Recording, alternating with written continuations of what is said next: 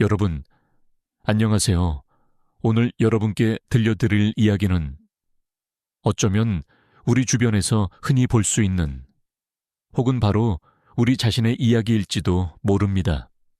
혹시 단 하루 만에 잿빛이었던 내 세상에 갑자기 찬란한 색이 칠해지는 그런 경험 해보신 적 있으신가요? 믿기지 않으시겠지만 제게는 바로 그런 날이 있었습니다.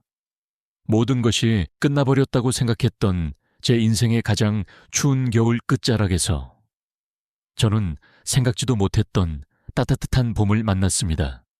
그 모든 것의 시작은 삐걱거리던 제 무릎 때문이었죠. 김은숙 여사의 아침은 언제나 똑같은 풍경으로 시작되었다. 새벽 6시. 알람 소리 없이도 몸이 먼저 기억하고 눈을 뜨는 시간. 그녀는 습관처럼 옆자리를 더듬었다. 손끝에 닿는 것은 온기 없는 텅 빈 공간과 빳빳한 침대 시트의 감촉뿐이었다. 남편이 세상을 떠난 지 꼭 3년째 되는 해였다. 3년이라는 시간은 누군가에게는 짧고 누군가에게는 긴 시간이겠지만 은숙 여사에게는 그저 멈춰버린 시간일 뿐이었다. 그녀는 천천히 몸을 일으켰다. 아이고, 삐걱. 소리를 내는 것은 낡은 침대뿐만이 아니었다. 왼쪽 무릎에서 전해져 오는 욱신거리는 통증에 그녀는 저도 모르게 얼굴을 찡그렸다. 의사는 퇴행성 관절염이라고 했다. 나이 들면 자연스레 찾아오는 손님 같은 것이니 너무 걱정 말라 했지만 이 불청객은 하루도 빠짐없이 그녀의 아침을 괴롭혔다. 적막한 집안, 자식들은 모두 결혼해서 분가했고 이제 이 넓은 아파트에는 그녀와 집안 곳곳에 남겨진 남편의 흔적들만이 살고 있었다. 거실장 위에는 환하게 웃고 있는 남편의 흑백 사진이 놓여 있었다. 그녀는 매일 아침 마른 수건으로 액자의 먼지를 닦아내는 것으로 하루를 시작했다. 여보, 나 일어났어요. 오늘 아침은 좀 쌀쌀하네.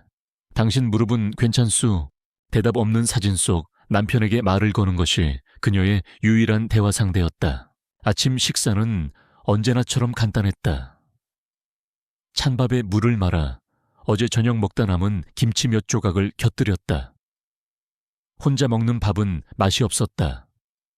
그저 살기 위해, 하루를 버티기 위해 숟가락을 들 뿐이었다. 텔레비전을 켜니 시끄러운 아침 방송이 흘러나왔지만 그 소음조차 텅 빈 집의 공허함을 채우지는 못했다. 그날도 그렇게 의미 없는 하루가 흘러갈 터였다. 만약 병원에서 의사의 그 말을 듣지만 않았더라면 어머님, 엑스레이를 보니까 무릎 연골이 거의 다 닳으셨어요. 약도 중요하지만 근본적인 해결책은 운동입니다. 허벅지 근육을 키워서 무릎에 가해지는 부담을 줄여줘야 해요. 의사는 무심한 표정으로 차트를 넘기며 말했다. 운동이라니. 내가 무슨 운동을 헬스클럽 같은 데 등록해서 전문가한테 제대로 배우시는 게 제일 좋습니다. 그냥 걷기만 하는 걸로는 부족해요. 근력 운동을 하셔야 합니다. 헬스클럽. 그 단어는 은숙 여사의 삶과는 너무나도 동떨어진 다른 세상의 이야기처럼 들렸다. 근육질의 젊은이들이 땀을 뻘뻘 흘리며 쇳덩이를 들어 올리는 곳, 시끄러운 음악이 울려 퍼지는 곳, 70평생 한 번도 문턱을 넘어본 적 없는 미지의 공간이었다. 아이고, 의사 선생님도 이 나이에 무슨 헬스클럽이에요. 창피한 게 대수입니까? 이대로 가다가는 나중에 걷지도 못하게 될 수 있어요. 따님한테 짐 되기 싫으시면 오늘 당장 가서 등록하세요. 짐이 되기 싫으면. 그 말이 비수처럼 그녀의 가슴에 박혔다. 그렇지 않아도 하나뿐인 딸 미영은 일주일에 한 번씩 반찬거리를 싸들고 오며 그녀의 건강을 걱정했다. 딸에게 짐이 되는 엄마가 되고 싶지는 않았다. 며칠을 끙끙 앓았다. 헬스클럽에 가는 것을 상상만 해도 얼굴이 화끈거리고 심장이 두근거렸다. 다들 이상하게 쳐다볼 거야. 저 할머니가 여긴 왜 왔나 하고 수군거리겠지. 하지만 아침마다 찾아오는 무릎 통증과 의사의 경고는 그녀를 더 깊은 고민에 빠뜨렸다. 그리고 마침내 그녀는 결심했다. 낡은 외투를 걸치고 몇 번이나 망설이던 걸음을 옮겼다. 아파트 단지 상가 3층에 위치한 파워 피트니스라는 간판이 보였다. 유리문 너머로 희미하게 쿵쿵거리는 음악 소리가 들려왔다. 문 앞까지 갔다가 다시 돌아섰다가 그렇게 몇 번을 반복했을까. 그녀는 눈을 질끈 감고 마치 독립운동이라도 하러 가는 사람처럼 비장하게 무거운 유리문을 힘껏 밀었다. 달랑 경쾌한 종소리와 함께 후끈한 열기와 낯선 땀 냄새 그리고 심장을 울리는 음악 소리가 그녀를 덮쳤다.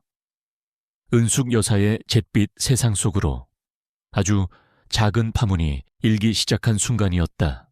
헬스클럽 내부는 은숙 여사가 상상했던 것보다 훨씬 더 압도적이었다. 귀를 때리는 시끄러운 음악, 쇠붙이가 부딪히는 철컥거리는 소음, 땀과 열기가 뒤섞인 후끈한 공기. 사방의 거울은 몸에 딱 붙는 옷을 입고 인상을 쓴 채 운동하는 젊은이들의 모습을 비추고 있었다.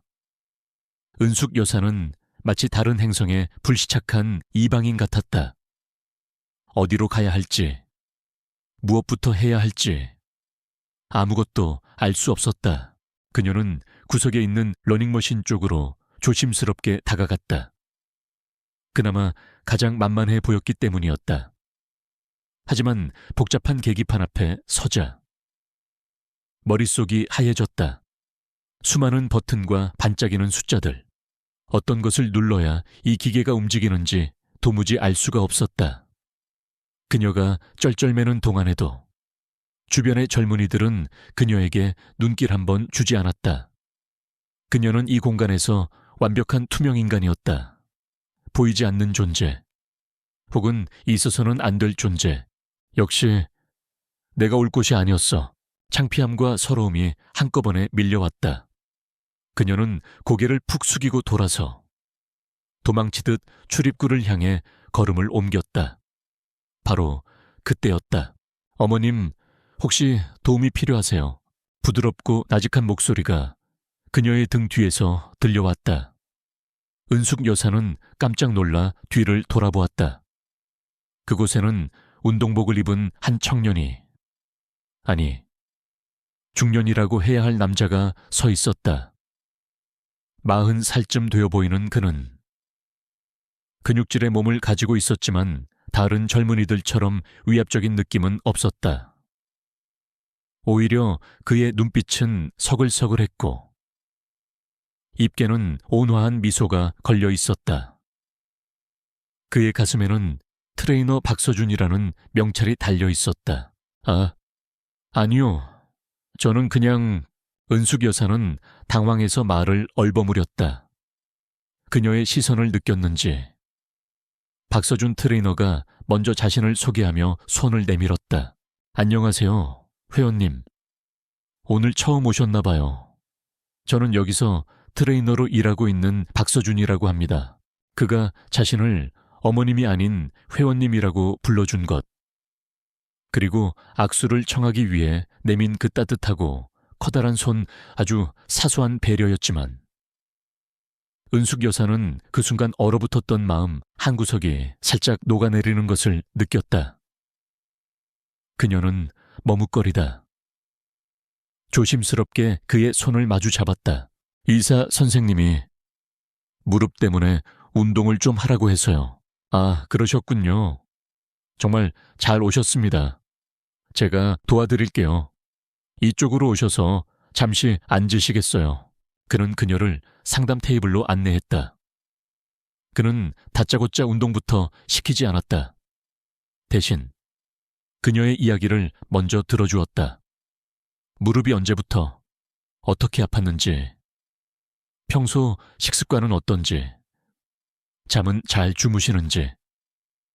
그의 질문은 마치 오랜 친구처럼 다정하고 세심했다.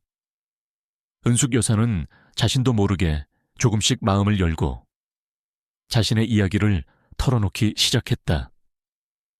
남편과 사별한 이야기, 혼자 지내는 적적함에 대해서도 그녀의 서글픈 이야기를 듣는 동안 박서준 트레이너는 단 한 번도 말을 끊거나 지루한 기색을 내비치지 않았다.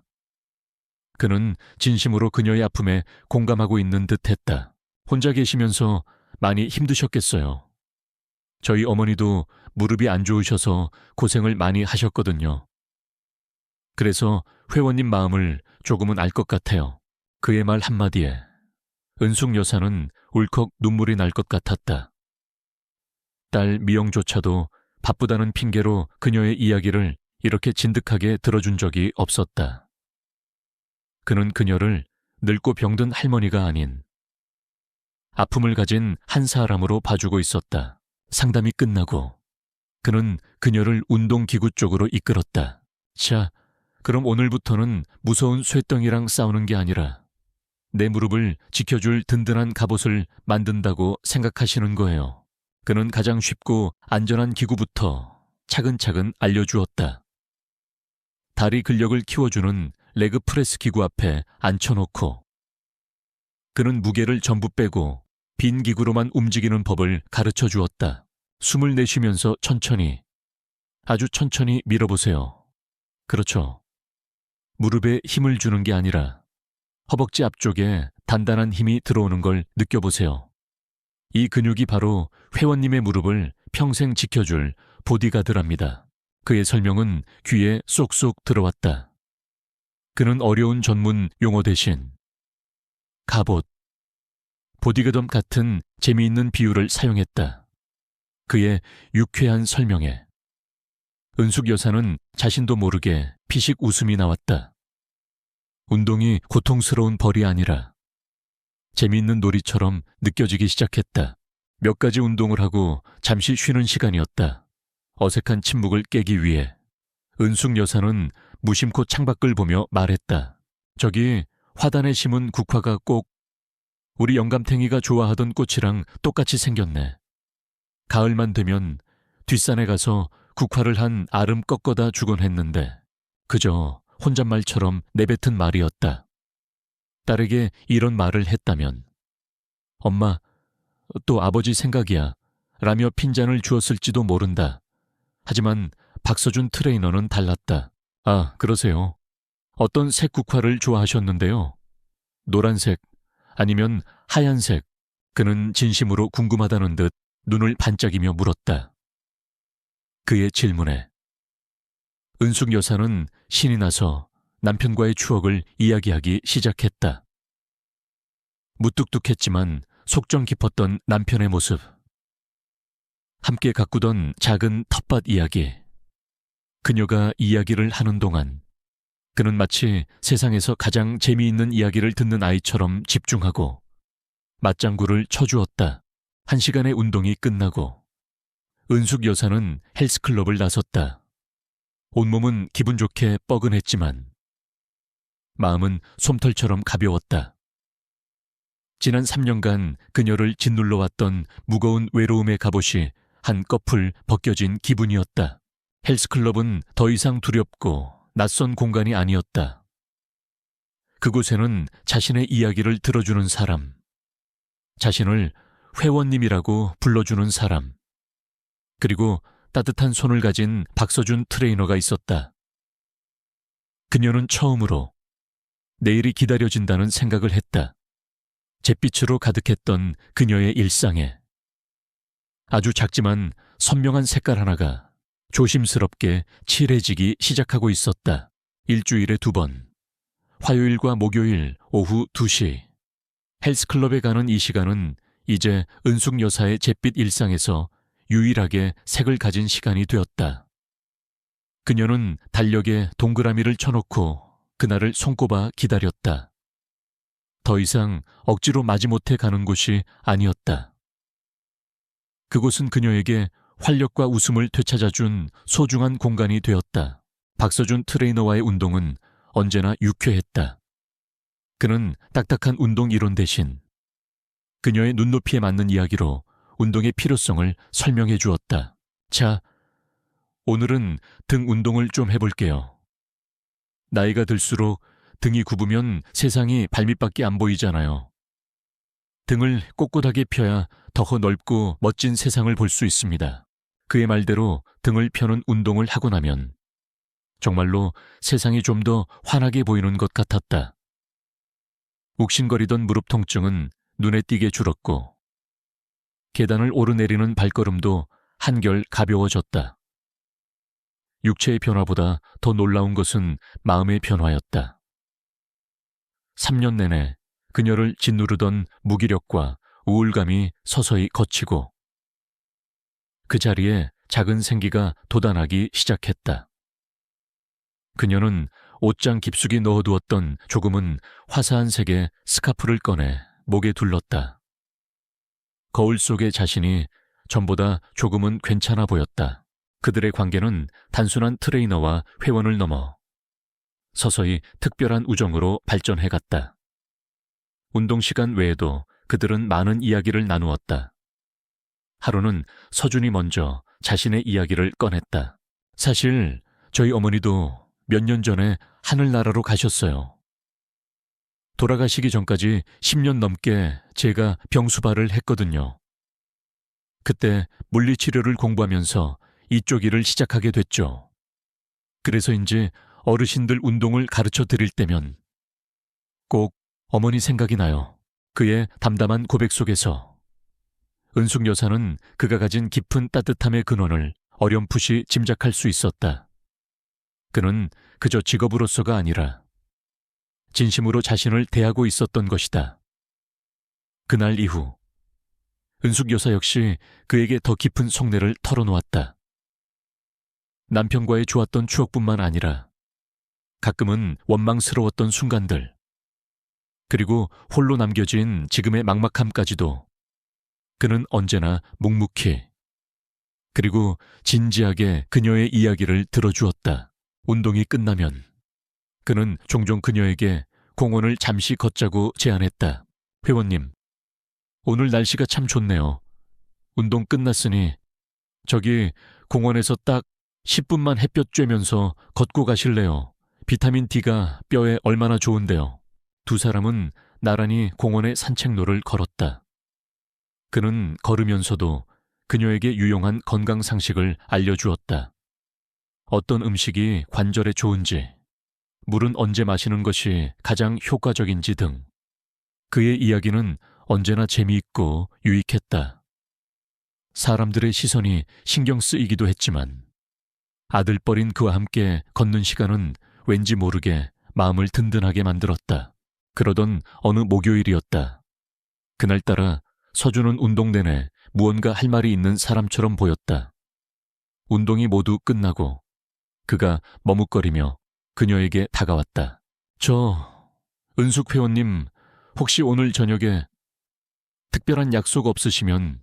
그는 왠지 쑥스러운 듯 뒷머리를 긁적였다. 제가 사진 찍는 게 취미인데 동네 문화센터에서 작은 사진 전시회를 하거든요.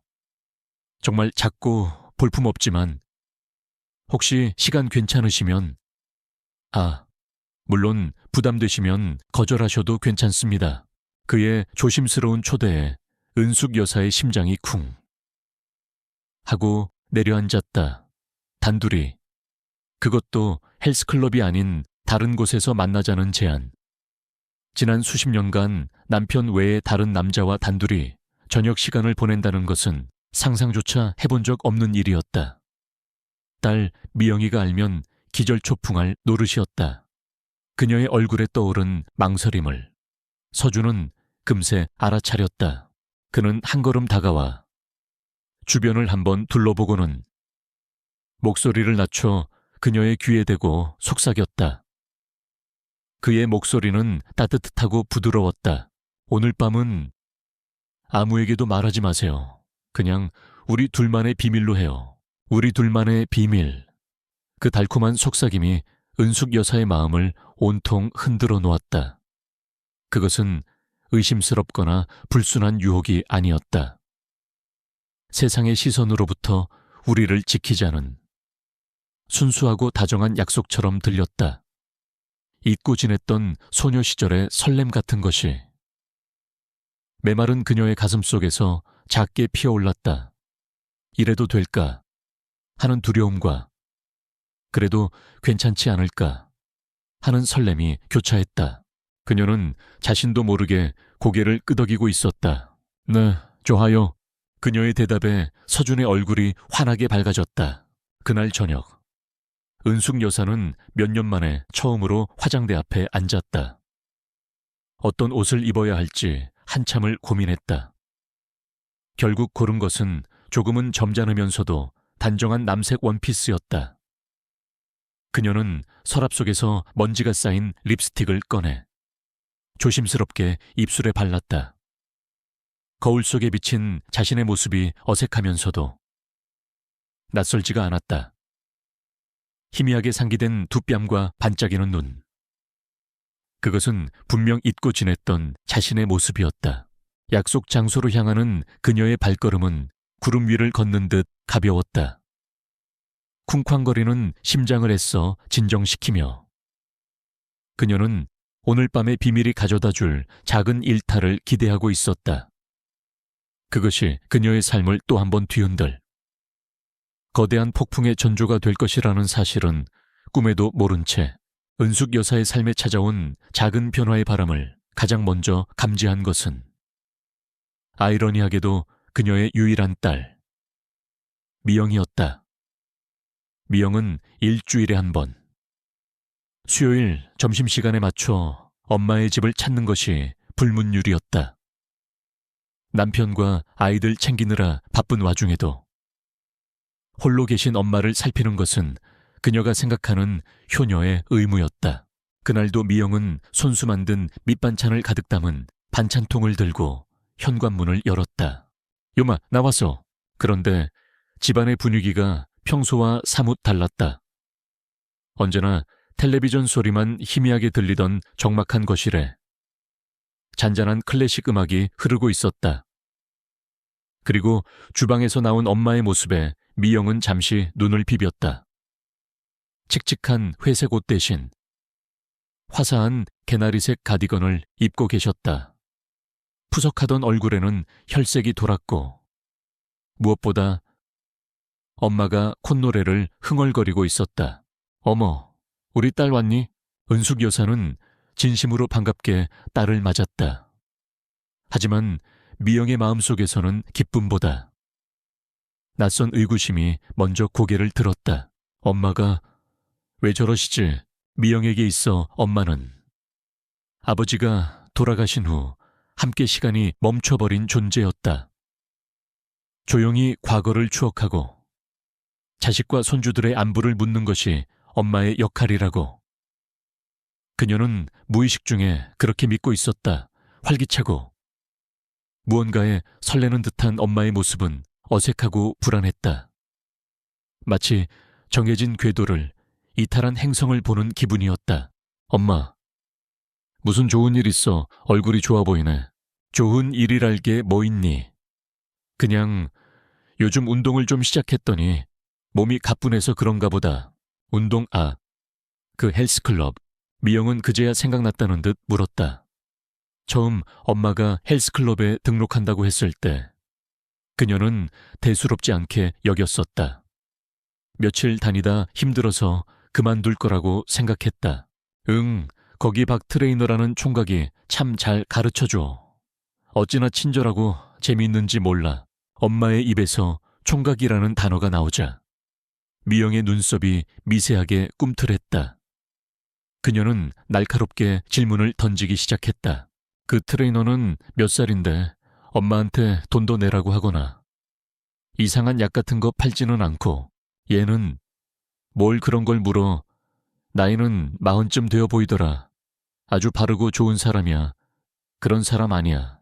은숙 여사는 손을 내저으며 웃었지만 그녀의 행복한 표정이 오히려 미영의 의심에 불을 지폈다. 좋은 사람, 세상 물정 모르는 엄마의 그 순진한 대답이 미영에게는 가장 위험한 신호로 들렸다. 그녀의 머릿속에서는 온갖 부정적인 시나리오가 그려졌다. 독거노인에게 접근해 연금을 노리는 사기꾼.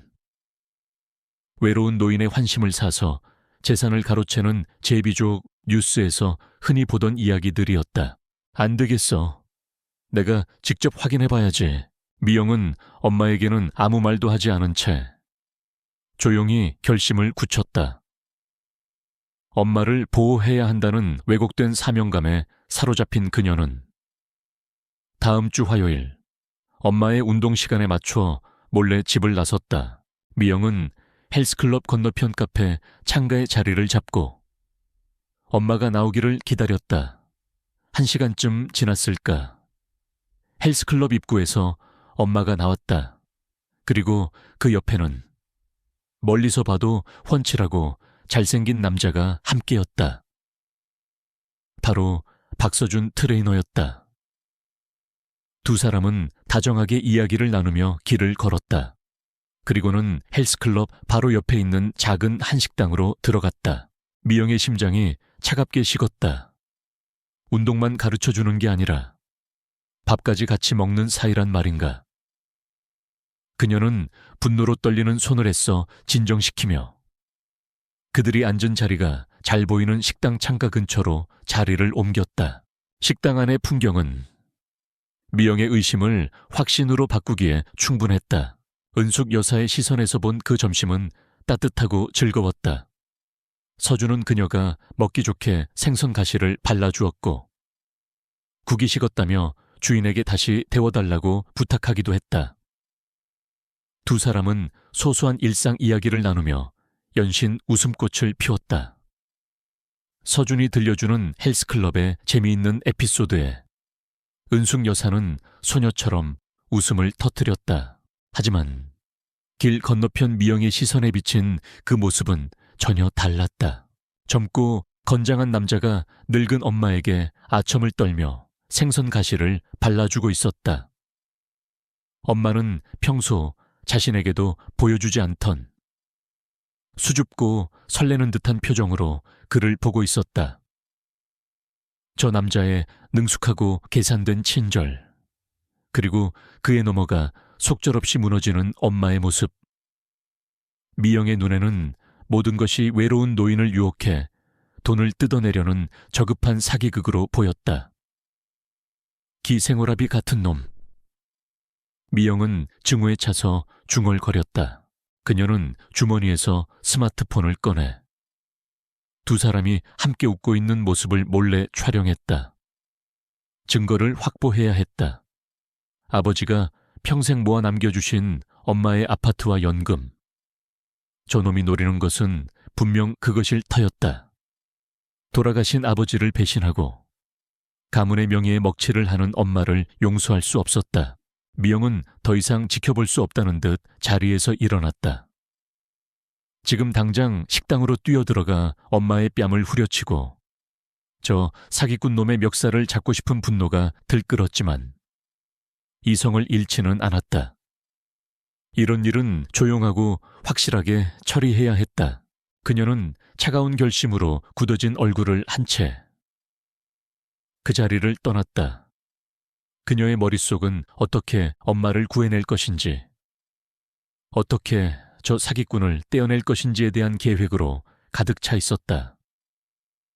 은숙 여사의 인생에 3년 만에 찾아온 따스한 봄날 위로 차갑고 잔인한 겨울의 그림자가 소리 없이 드리워지고 있었다. 그날 저녁, 은숙 여사는 오랜만에 기분 좋게 저녁 식사를 준비하고 있었다. 서준과 함께했던 점심 식사에 즐거운 여운이 아직 남아있었다. 콧노래를 흥얼거리며 시금치를 묻히고 있을 때 현관문 비밀번호 누르는 소리가 들리더니 딸 미영이 들어왔다. 수요일이 아닌데 찾아온 딸의 모습에 은숙 여사는 반갑게 물었다. 어머, 미영가, 웬일이야 저녁 먹으러 왔니? 마침 반찬 많이 됐는데. 하지만 미영의 얼굴은 얼음장처럼 차가웠다. 그녀는 엄마의 인사는 들은 채 만취하며 거실 테이블 위로 자신의 스마트폰을 탁 소리가 나게 내려놓았다. 화면에는 점심때 식당에서 서준과 함께 웃고 있는 은숙 여사의 모습이 찍혀 있었다. 엄마, 이게 다 뭐야? 싸늘한 딸의 목소리에 은숙 여사의 심장이 쿵 내려앉았다. 사진 속 자신의 모습은 평생 자식에게 보여준 적 없는 너무나도 행복하고 편안한 얼굴이었다. 아, 이건 오늘 운동 끝나고 박 트레이너 엄마. 저 남자가 그냥 트레이너로만 보여. 미영의 목소리가 날카롭게 높아졌다.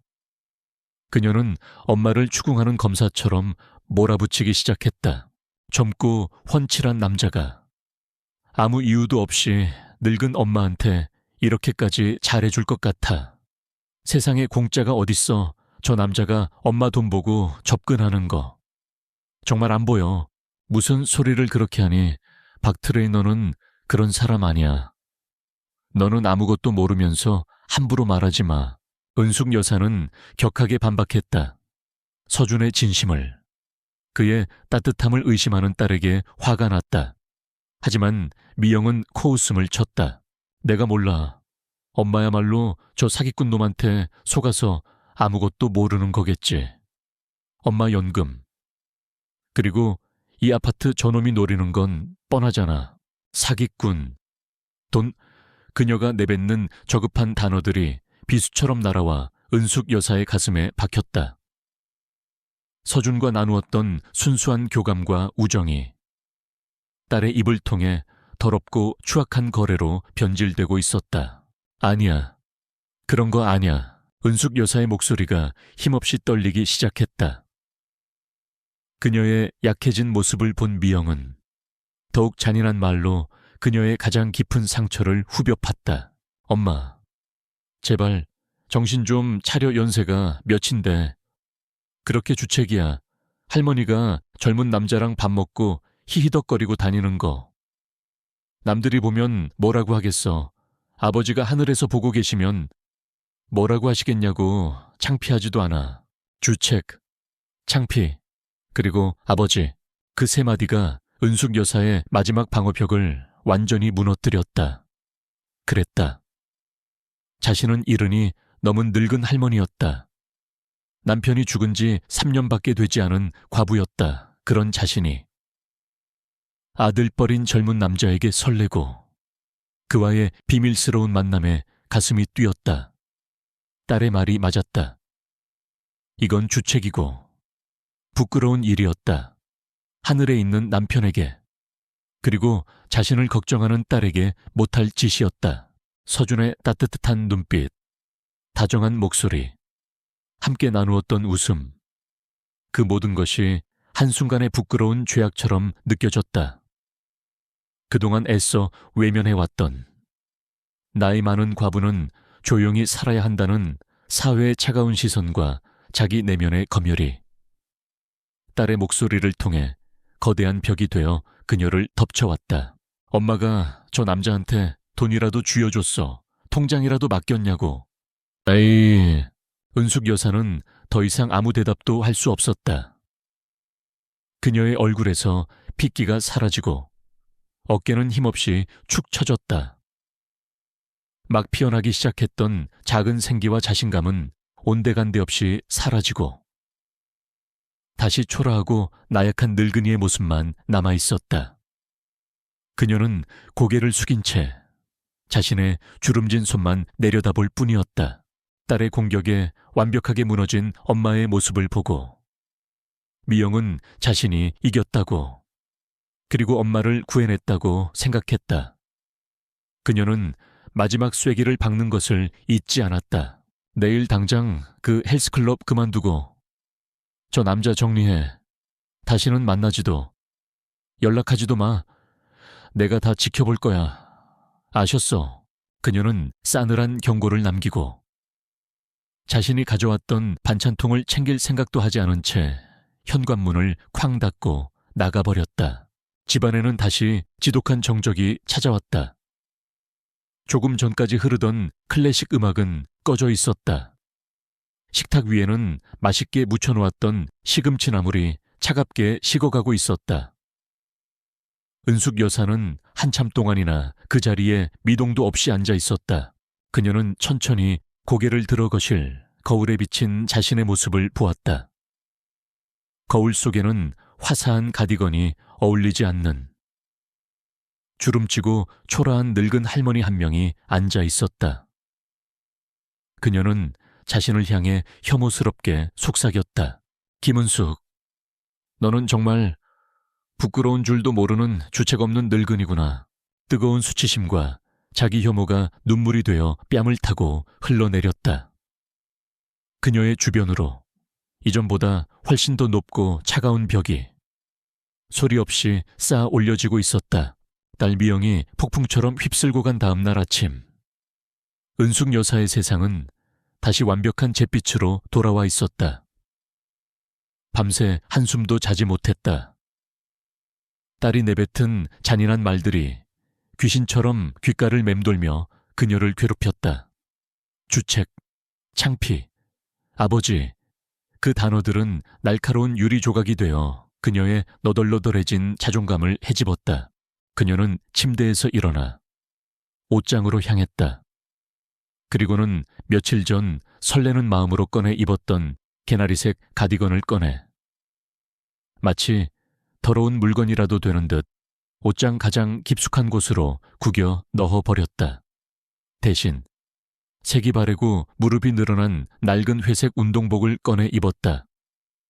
이게 자신의 분수에 맞는 옷이었다. 이게 바로 나이값도 못하는 주책 없는 늙은이에게 어울리는 모습이었다. 거실로 나오자 어젯밤의 흔적이 고스란히 남아있었다. 식탁 위에는 차갑게 식어버린 저녁 식사가, 소파 위에는 딸이 벗어두고 간 스카프가 널브러져 있었다. 모든 것이 그녀의 어리석었던 일탈과 그로 인한 참담한 결과를 증명하는 것 같았다. 그녀는 모든 것을 치워버렸다. 그리고는 전화기 앞으로 다가갔다. 심장은 납덩이라도 매달아 놓은 듯 무겁게 가라앉았고 손은 수전증 환자처럼 떨렸다. 하지만 해야만 하는 일이었다. 이 모든 부끄러운 소동을 끝내야만 했다. 그녀는 떨리는 손으로 헬스클럽의 전화번호를 눌렀다. 몇 번의 신호음 끝에 젊은 여직원의 명랑한 목소리가 들려왔다. 네, 파워 피트니스입니다. 저 김은숙 회원인데요. 은숙 여사의 목소리는 형편없이 잠겨 있었다. 여직원은 그녀의 목소리를 기억하는 듯 더욱 밝게 대답했다. 아, 회원님 안녕하세요. 무슨 일로 전화 주셨어요? 남은 개인지도 전부 취소해 주세요. 네, 취소요. 혹시 무슨 일 있으세요? 시간 변경을 원하시면. 아니요. 은숙 여사는 단호하게 말을 잘랐다. 그냥 다 취소해 주세요. 개인적인 사정입니다. 환불은 안 해주셔도 괜찮습니다. 그녀는 돈이 아깝지 않았다. 이 부끄러운 관계를 단 하루라도 빨리 청산할 수만 있다면 그깟 돈은 아무래도 좋았다. 잠시 침묵이 흘렀다. 여직원도 당황한 듯했다. 은숙 여사는 마지막 힘을 쥐었자 가장 아픈 말을 덧붙였다. 그리고 박서준 트레이너님이 저한테 개인적으로 연락하지 않도록 꼭 좀 전해주세요. 그 말을 끝으로 그녀는 여직원의 대답을 들을 새도 없이 전화를 끊어버렸다. 쿵 하고 심장이 바닥으로 떨어지는 소리가 들리는 듯했다. 모든 것이 끝났다. 그녀는 자신의 손으로 유일하게 빛이 들어오던 창문을 닫고 두꺼운 커튼까지 쳐버린 셈이었다. 같은 시각 헬스클럽. 서준은 다음 주 은숙 여사와의 수업 계획을 짜고 있었다. 그녀의 무릎 상태가 많이 좋아졌으니 이제는 좀 더 재미있는 상체 운동을 가르쳐줄 생각이었다. 그녀가 운동을 하면서 아이처럼 즐거워하는 모습을 떠올리자 그의 입가에 저절로 미소가 번졌다. 그때 안내 데스크의 여직원이 조심스럽게 그에게 다가왔다. 팀장님, 방금 김은숙 회원님한테서 전화 왔었는데요. 아, 그러셨어요. 무슨 일 때문에요? 그게 남은 수업 전부 취소하셨어요. 그리고 팀장님께서 절대 연락하지 말아 달라고. 여직원의 말에 서준의 얼굴에서 미소가 사라졌다. 그는 순간 자신의 귀를 의심했다. 네, 취소요. 갑자기요. 왜요? 어디 편찮으시다고 하던가요? 아니요. 그냥 개인적인 사정이라고만 하시고 환불도 필요 없다고 바로 전화를 끊으셨어요. 서준은 망치로 머리를 한 대 맞은 듯 멍해졌다. 이해할 수가 없었다. 불과 어제 점심때만 해도 두 사람은 그렇게 즐거운 시간을 보냈다. 저녁에 있을 작은 음악회에 대한 기대로 가득 차 있었다. 그런데 하룻밤 사이에 대체 무슨 일이 있었던 걸까? 그는 곧바로 자신의 휴대폰으로 그녀에게 전화를 걸었다. 하지만 그녀는 전화를 받지 않았다. 고객님이 전화를 받을 수 없어 라는 차가운 기계음만 반복될 뿐이었다. 문자 메시지를 보내도 답장은 없었다. 그는 완벽하게 차단되었다. 그의 마음속에선 온갖 추측이 난무했다. 혹시 건강이 갑자기 나빠지신 건가? 아니면 내가 어제 저녁에 만나자고 한 게 부담스러우셨나? 내가 혹시 무슨 실수를 한 건가? 하지만 아무리 생각해도 답을 찾을 수 없었다. 그의 마음은 답답함과 걱정, 그리고 이유 모를 서운함으로 복잡하게 엉켜들었다. 그에게 은숙 여사는 단순한 회원이 아니었다. 돌아가신 어머니의 빈자리를 채워주는 따뜻하고 정겨운 분이었다. 그런 그녀가 아무런 설명도 없이 자신을 밀어내는 것이 그는 너무나도 아프고 혼란스러웠다.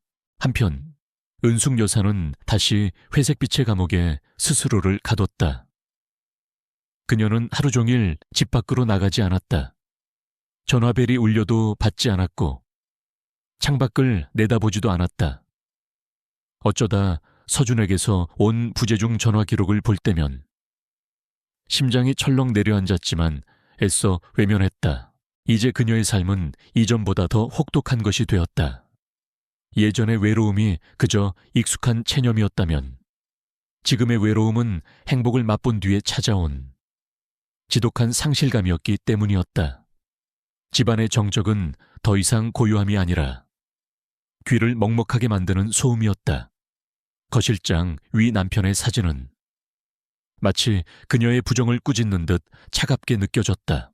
그녀는 자신의 손으로 짧았던 봄날의 모든 흔적을 지워나갔다.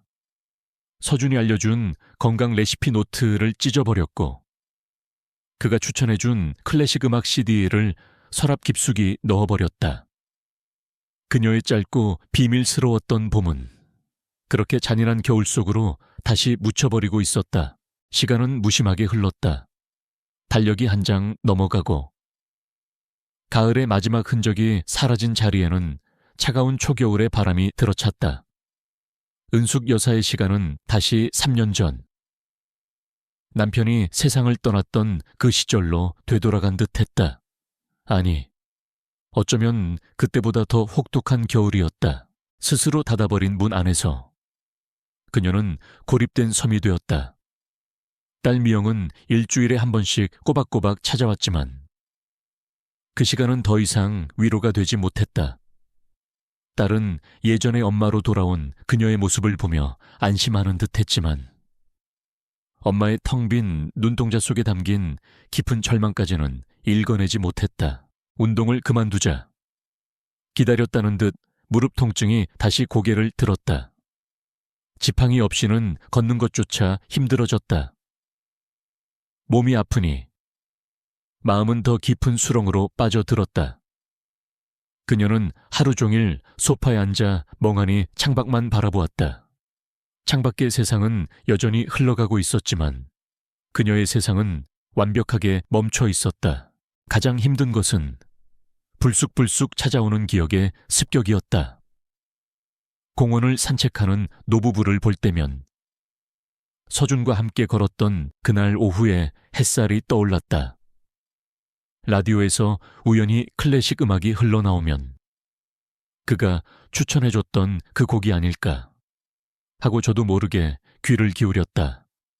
그의 온화한 미소, 다정한 목소리, 진심으로 자신의 이야기를 들어주던 그 따뜻한 눈빛, 행복했던 기억들은 이제 날카로운 파편이 되어 시도 때도 없이 그녀의 마음을 헤집고 찔러댔다. 그녀를 가장 괴롭힌 것은 후회였다. 자신을 향한 수치심과 자기 혐오는 시간이 지나면서 점차 다른 감정으로 변해갔다. 그것은 자신의 비겁함에 대한 깊은 후회, 그리고 아무런 잘못도 없는 서준에 대한 미안함이었다. 그는 그저 친절했을 뿐인데 외로운 늙은이의 말벗이 되어주고 다시 일어설 용기를 주었을 뿐인데 나는 그런 그의 진심을 내 딸의 편협한 시선과 내 아내의 두려움 때문에 짓밟아 버렸구나. 그녀는 그에게 작별 인사 한마디 제대로 하지 못했다. 아니, 일방적으로 관계를 끊어버리고 그에게 연락조차 하지 말라는 잔인한 말을 남겼다. 그가 얼마나 황당하고 또 상처받았을까. 그 생각을 하면 가슴이 미어지는 것 같았다. 결정적인 변화의 계기는 어느 날 오후 미영과의 대화에서 찾아왔다. 엄마, 요즘은 얼굴이 편안해 보여서 좋다. 그때는 정말 어디 아픈 사람처럼 위태로워 보였는데 딸은 안심했다는 듯 웃으며 말했다. 역시 엄마는 이렇게 조용히 점잖게 계시는 게 제일 보기 좋아. 그때처럼 이상한 사람이랑 어울리고 그러면 내가 얼마나 걱정되는지 알아. 조용히, 점잖게. 그 말이 망치처럼 은숙 여사의 머리를 내리쳤다. 딸이 바라는 엄마의 모습, 그것은 결국 아무런 즐거움도 설렘도 없이 그저 숨만 쉬며 조용히 늙어가는 인형 같은 존재였다. 딸의 안심과 평안을 위해 자신은 이 잿빛 감옥 속에서 불행하게 살아야만 하는 것이었다. 그 순간 은숙 여사의 마음속에서 무언가 툭하고 끊어지는 소리가 났다. 수십 년간 그녀를 올가매고 있던 순종적인 엄마, 희생하는 아내라는 굴레, 그리고 스스로를 가두었던 나이든 과부라는 편견, 그 모든 것들이 부서져 내리는 소리였다. 처음으로 분노가 치밀어 올랐다. 딸에 대한 분노가 아니었다. 자기 자신의 인생을 타인의 시선과 판단에 맡겨버린 채 비겁하게 살아온 자기 자신에 대한 분노였다. 이건 내 인생인데 내가 왜 내 딸의 눈치를 보면서 이렇게 불행하게 살아야 하지? 내가 왜 다른 사람들의 편견 때문에 내게 찾아온 소중한 인연을 내팽개쳐야 하지? 그녀는 자리에서 벌떡 일어났다. 통증으로 삐걱거리던 무릎이 오늘은 이상하게 아프지 않았다. 그녀는 창가로 다가가 오랜만에 창문을 활짝 열었다. 차가운 겨울 공기가 훅 끼쳐왔지만 오히려 정신이 번쩍 드는 기분이었다. 그녀는 깨달았다.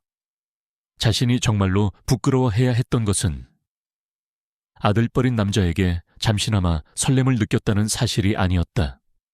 진짜 부끄러운 것은 자신의 감정에 솔직하지 못했던 비겁함, 그리고 한 사람의 순수한 진심을 오해하고 상처 입힌 자신의 어리석음이었다. 행복은 누구도 대신 찾아주지 않는다. 스스로 용기를 내어 손을 뻗지 않으면 결코 잡을 수 없는 것이었다. 그녀는 다시 전화기 앞으로 다가갔다. 서랍을 열어 구겨 넣었던 헬스클럽 전단지를 꺼냈다. 그 위에 적힌 박서준 트레이너라는 이름을 그녀는 한참 동안 손가락으로 쓸어보았다. 전화를 걸어 무슨 말을 해야 할까 미안하다고, 내가 잘못했다고 그렇게 말해야 할까? 그는 과연 자신의 사과를 받아줄까? 수많은 생각들이 머릿속을 오갔다. 그녀는 차마 통화 버튼을 누르지는 못했다. 아직은. 그럴 용기가 부족했다. 하지만 그녀의 눈빛은 더 이상 절망과 체념으로 가득 차 있지 않았다. 후회의 늪에서 빠져나온 그녀의 눈에는 작지만 단단한 결의가 희미한 빛을 내며 타오르기 시작하고 있었다. 한 달이라는 시간이 흘렀다. 박서준은 애써 김은숙 회원을 잊으려 노력했다. 그녀에게는 말 못할 사정이 있었을 거라고, 그저 인연이 아니었을 거라고 스스로를 다독였다. 하지만 시간이 지날수록 걱정은 더욱 커져만 갔다. 운동을 그만둔 그녀의 무릎은 괜찮을까? 식사는 제대로 하고 계실까? 혹시라도 어디가 편찮으셔서 나오지 못하는 것은 아닐까? 그는 더 이상 모르는 척할 수 없었다. 이것은 트레이너로서의 직업의식을 넘어 한 사람에 대한 순수한 인간적인 걱정이었다. 그는 결국 회원관리 카드에서 그녀의 주소를 찾아 적었다. 직업윤리에 어긋나는 행동이라는 것을 알았지만 이대로라면 마음이 편치 않아 아무것도 할 수 없을 것 같았다. 퇴근하는 길, 그는 길가의 작은 꽃집에 들렀다. 그리고는 가을의 끝자락에 소담하게 피어있는 노란 국화 화분 하나를 샀다. 그녀가 남편을 추억하며 이야기했던 바로 그 꽃이었다. 그는 작은 카드에 서툰 글씨로 몇 자 적었다. 회원님, 부디 늘 건강하시기를 바랍니다. 그녀의 아파트 앞에 섰을 때 그는 몇 번이나 망설였다. 괜한 오질 앞으로 그녀를 더 불편하게 만드는 것은 아닐까? 문전박대를 당하면 어떡하지? 하지만 그는 결국 마음을 굳히고 초인종을 눌렀다. 딩동. 적막한 집안에 울리는 초인종 소리에 소파에 웅크리고 있던 은숙 여사는 깜짝 놀라 몸을 떨었다. 이 시간에 찾아올 사람은 딸 미영밖에 없었다. 그녀는 무거운 몸을 이끌고 현관으로 다가가 무심코 렌즈를 들여다보았다. 그리고 그 자리에 얼어붙었다.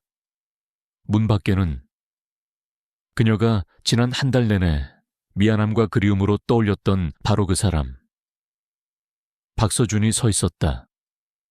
그는 작은 국화 화분을 품에 안은 채 어쩔 줄 모르겠다는 듯한 표정으로 서성이고 있었다. 은숙 여사의 심장이 미친 듯이 뛰기 시작했다. 어떻게 하지? 문을 열어주지 않고 없는 척해야 할까 하지만 화면 너머로 보이는 그의 걱정스러운 얼굴. 그리고 그가 들고 있는 노란 국화 화분. 그가 자신의 시시콜콜한 이야기까지 전부 기억하고 있었다는 사실에 그녀의 눈시울이 뜨거워졌다. 철컥. 그녀는 결국 현관문의 잠금 장치를 풀었다. 문이 열리자 두 사람 사이에는 어색하고 무거운 침묵이 흘렀다. 서준은 갑자기 열린 문에 당황한 듯 준비해온 말을 더듬거리며 꺼냈다.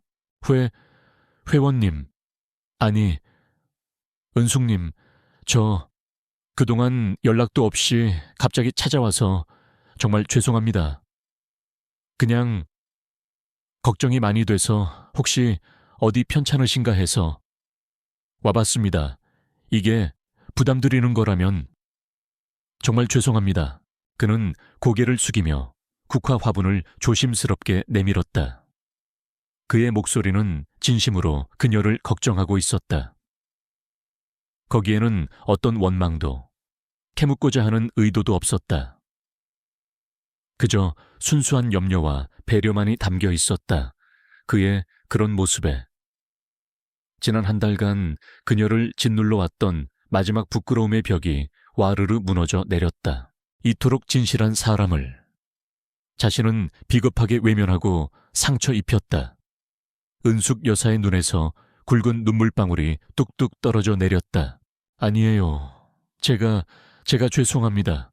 그녀는 흐느끼며 말했다. 잠시 괜찮으시다면 들어오시겠어요? 제가 꼭 할 말이 있어요. 그것은 그녀가 낸 72년 인생의 가장 큰 용기였다. 서준은 조심스럽게 그녀의 집 안으로 들어섰다. 집안은 이상할 정도로 고요하고 공기는 차가웠다. 은숙 여사는 그에게 따뜻한 차를 한 잔 내어주고 맞은편 소파에 앉았다.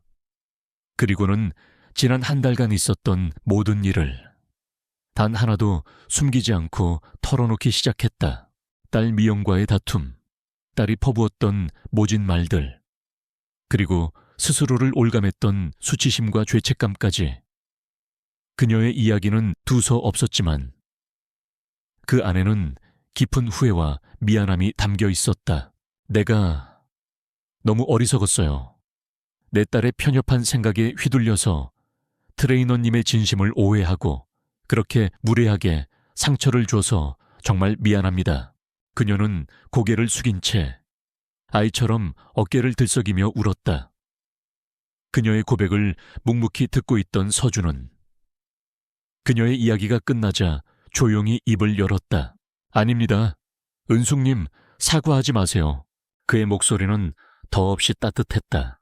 저한테는 하나도 상처가 되지 않았습니다. 그저 걱정이 되었을 뿐입니다. 저는 은숙님의 마음이 얼마나 힘드셨을지 조금은 알 것 같아요. 그는 잠시 창밖을 바라보다 자신의 이야기를 꺼냈다. 제가 저희 어머니 병간호를 할 때도 주변에서 참 말이 많았습니다. 젊은 놈이 직장도 안 다니고 엄마 치마폭에 쌓여서 뭐 하는 거냐고. 어머니 유산이라도 노리는 거냐고. 사람들의 시선이라는 게 때로는 칼보다 더 아플 때가 있지요. 그러니 너무 자책하지 마세요. 은숙님은 아무것도 잘못하지 않으셨습니다. 그의 위로에 은숙 여사는 참고 있던 울음을 터뜨렸다. 그 울음은 서러움의 눈물이 아니었다.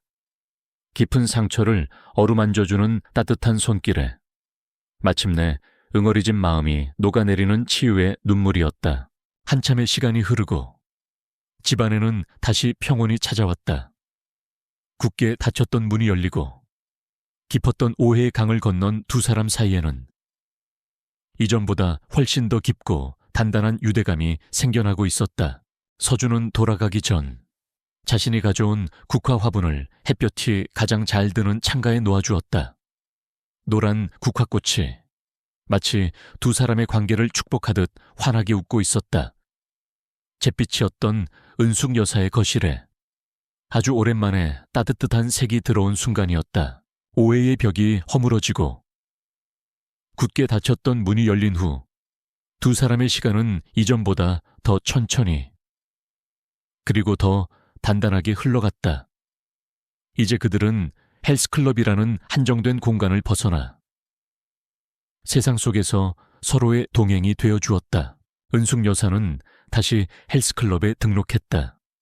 하지만 이제 운동은 더 이상 유일한 목적이 아니었다. 운동이 끝나면 두 사람은 함께 늦은 점심을 먹거나 동네의 작은 찻집에 앉아 이야기를 나누었다. 서준은 그녀를 데리고 오래된 고궁을 산책했고 은숙 여사는 그를 자신의 집에 초대해 남편에게도 잘해주지 않았던 따뜻한 집밥을 차려주었다. 그들의 관계는 세상이 흔히 생각하는 남녀 간의 뜨거운 사랑과는 거리가 멀었다. 그것은 서로의 상처를 알아보고 외로움을 보듬어주는 깊은 동지애에 가까웠다. 함께 있으면 그저 마음이 편안했다. 70평생을 살아온 노년의 여성과 어머니를 오래 간병했던 속 깊은 중년 남자는 세대의 차이를 뛰어넘어 서로의 영혼을 이해하는 유일한 친구가 되어가고 있었다. 어느 맑은 가을날 공원 벤치에 나란히 앉아 단풍을 구경하던 중 은숙 여사가 먼저 조용히 입을 열었다. 서준 씨와 함께 있으면 내가 살아있다는 느낌이 들어요. 지난 3년 동안 나는 그냥 숨만 쉬고 있었는데 다시 웃는 법을 알려줘서 정말 고마워요. 서준은 말없이 그녀를 바라보다 부드럽게 미소 지었다. 저도 그렇습니다. 은숙님, 저에게 은숙님은 그냥 회원이 아니에요. 돌아가신 어머니 같기도 하고 때로는 철없는 제 이야기를 들어주는 누님 같기도 한 아주 소중한 분입니다. 그들의 담담한 고백 속에는 서로를 얼마나 귀하게 여기고 있는지에 대한 진심이 담겨 있었다. 더 이상의 설명은 필요 없었다. 하지만 은숙 여사는 알고 있었다. 이 평온한 행복을 온전히 누리기 위해서는 반드시 넘어야 할 산이 하나 남아있다는 것을. 바로 딸, 미영이었다. 딸의 허락을 구하고 싶은 것이 아니었다. 그녀는 자신의 인생에 대한 권리를 엄마가 아닌 한 사람의 인간으로서 당당히 선언하고 싶었다. 미영이 한번 만나야겠어요. 그녀의 결심을 들은 서준은 걱정스러운 눈빛으로 그녀를 보았다. 괜찮으시겠어요? 또 상처받으실까봐. 괜찮아요. 이젠 괜찮아. 하지만 혹시라도 내가 또 약해질까봐 그러니 서준 씨가 내 옆에 같이 있어줄 수 있을까요? 물론입니다. 언제든 제가 곁에 함께 있겠습니다. 그의 든든한 약속에 은숙 여사는 마지막 용기를 얻었다. 약속 날, 은숙 여사는 자신의 집 거실에서 딸을 기다렸다. 그녀의 곁에는 서준이 조용히 앉아 있었다.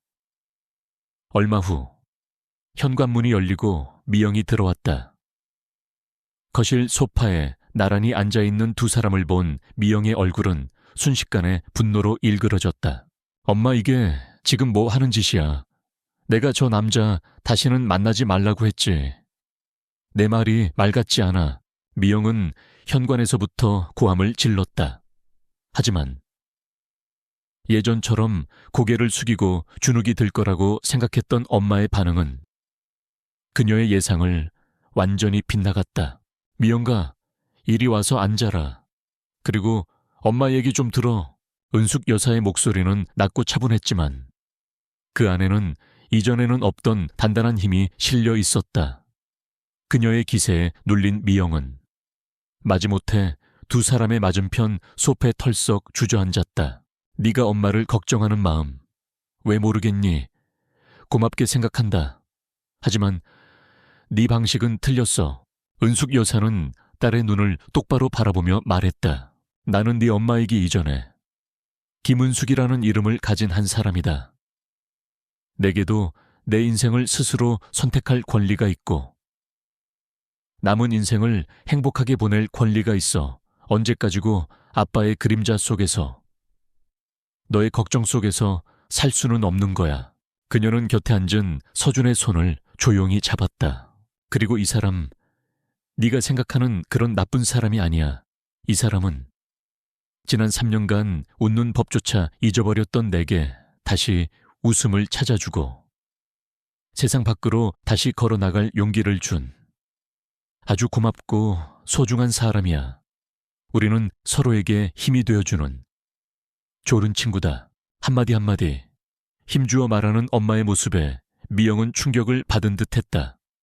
그녀가 알던 언제나 순종적이고 약하기만 하던 엄마가 아니었다. 그녀의 눈앞에는 자신의 삶의 주인이 누구인지를 당당하게 선언하는 한 명의 독립된 여성이 앉아 있었다. 엄마, 지금 제정신이야. 저 남자가 엄마한테 무슨 짓을 했길래. 미영은 여전히 현실을 부정하려 했지만 그녀의 목소리는 이전처럼 날카롭지 못했다.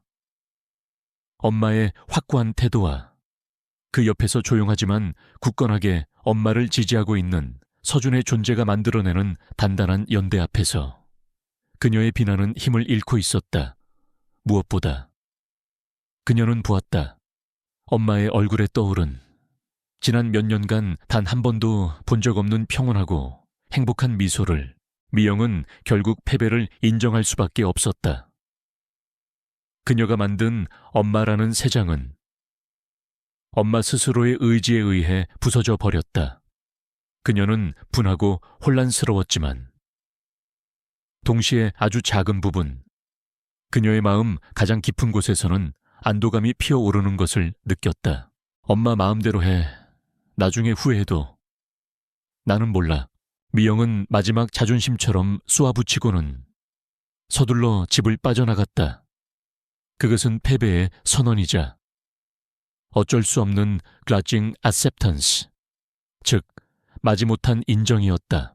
미영이 떠나고 거실에는 다시 고요함이 찾아왔다.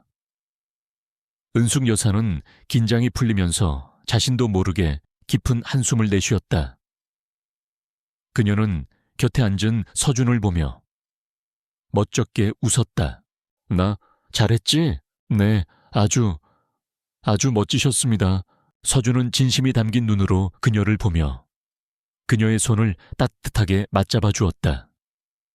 두 사람은 말없이 서로를 보며 미소 지었다. 가장 큰 폭풍우를 그들은 함께 이겨냈다. 이제 그들의 봄을 가로막는 것은 아무것도 없었다. 그해 겨울은 유난히 길고 추웠지만 모든 겨울의 끝에는 반드시 봄이 찾아오는 법이었다. 몇 달의 시간이 흐르고 은숙 여사의 집 창밖으로 마침내 따스한 봄볕이 쏟아져 내렸다. 그녀의 삶에도 진짜 봄이 찾아왔다. 이제 그녀의 아침은 더 이상 외롭지 않았다. 일주일에 3번, 서준은 아침 일찍 그녀의 집을 찾아와 함께 아침 식사를 했다. 그는 전문가답게 영양의 균형을 맞춘 건강한 식단을 짰고 은숙 여사는 오랜만에 누군가를 위해 요리하는 즐거움을 되찾았다. 텅 비었던 식탁은 이제 두 사람의 정겨운 대화와 웃음소리로 가득 찼다. 두 사람의 가장 큰 즐거움은 겨우내 황량하게 버려져 있던 작은 마당을 가꾸는 일이었다. 서준은 굳은 땅을 일구고 무거운 흙을 날랐고 은숙 여사는 그의 곁에서 작은 모종을 심고 물을 주었다. 상추, 토마토, 그리고 제 토리도리노 꽃들, 그들이 함께 땀 흘려 가꾼 텃밭은 그들의 관계처럼 날이 갈수록 풍성하고 아름다워졌다. 텃밭의 한가운데에는 서준이 처음 그녀의 집을 찾아왔을 때 가져왔던 노란 국화 화분이 옮겨 심어져 있었다. 이제 화분은 턱없이 작을 정도로 국화는 땅에 깊이 뿌리를 내리고 풍성한 잎을 틔우고 있었다. 그것은 마치 두 사람의 관계를 상징하는 듯했다. 딸 미영과의 관계에도 변화가 찾아왔다. 미영은 한동안 엄마에게 연락을 하지 않았다. 하지만 엄마가 걱정되는 마음까지는 어쩔 수 없었는지 어느 주말 불쑥 집을 찾아왔다. 그녀는 텃밭에서 흙투성이가 된 차에 환하게 웃고 있는 엄마와 그 곁에서 묵묵히 땀 흘리는 서준의 모습을 보고 한참 동안 말없이 서 있었다. 그날 미영은 아무 말 없이 자신이 가져온 과일 바구니를 식탁 위에 내려놓았다. 그리고는 텃밭을 향해 한마디 툭 던졌다. 호박 모종은 그렇게 촘촘하게 심으면 나중에 넝클 뻗을 데가 없어. 그것은 그녀 나름의 어색한 화해의 손짓이었다. 그날 이후 미영은 더 이상 엄마의 삶에 대해 이래라 저래라 간섭하지 않았다. 그녀는 마침내 인정해야만 했다. 엄마의 행복이 자신의 기준과 편견보다 훨씬 더 중요하다는 사실을. 시간이 흘러 텃밭에 첫 토마토가 빨갛게 익어가던 어느 초여름의 저녁이었다. 은숙 여사와 서준은 텃밭 옆 작은 평상에 나란히 앉아 시원한 바람을 맞으며 차를 마시고 있었다. 노을이 하늘을 붉게 물들이고 정원에는 은은한 꽃향기가 가득했다. 완벽한 평화였다. 이렇게 내 인생에 다시 봄날이 올 줄은 정말 꿈에도 몰랐어요. 은숙 여사가 찻잔을 든 채 감회가 새로운 듯 말했다. 서준은 그녀를 보며 따뜻하게 웃었다. 봄은 언제나 다시 옵니다. 우리가 마음의 문을 활짝 열고 맞이할 준비만 되어 있다면요. 그의 말에 은숙 여사는 조용히 고개를 끄덕였다. 그녀는 곁에 앉은 서준의 손 위로 자신의 주름진 손을 가만히 포겠다. 두 사람은 말없이 함께 일군 작은 정원과 아름다운 노을을 바라보았다. 20년 같았던 3년의 긴 겨울이 끝나고 그들의 인생에 찾아온 두 번째 봄은 더없이 따뜻하고 찬란했다. 이야기는 여기까지입니다. 참 신기하죠. 인생이라는 건. 모든 것이 끝났다고 생각하는 바로 그 순간에 가장 눈부신 시작이 우리를 기다리고 있을지도 모른다는 사실이 말입니다. 오늘 이야기를 들으신 여러분은 혹시 이미 지나가 버린 계절을, 놓쳐버린 따스한 봄날을 아쉬워하고 계신가요? 나이가 들었다는 이유로 주변의 시선이 두려워서 새로운 시작 앞에서 망설이고 계신가요? 하지만 괜찮습니다.